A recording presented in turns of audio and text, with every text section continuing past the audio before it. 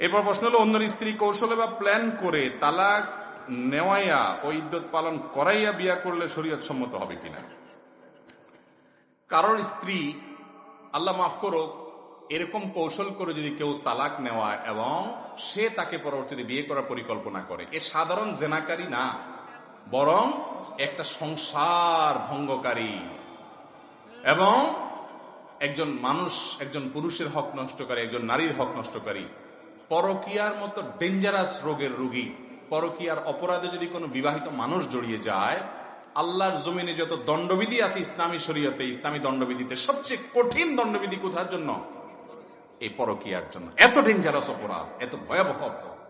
এই জন্য পরকীয়ার পদগুলো সব বন্ধ করতে হবে, এই পদ বন্ধ করতে হবে। এবং যদি কেউ এরকম অপরাধ করে, সে সাধারণ কোনো কবিরা গুনাহ করে নাই, বরং মহাপাপের মহাপাপ সে করেছে।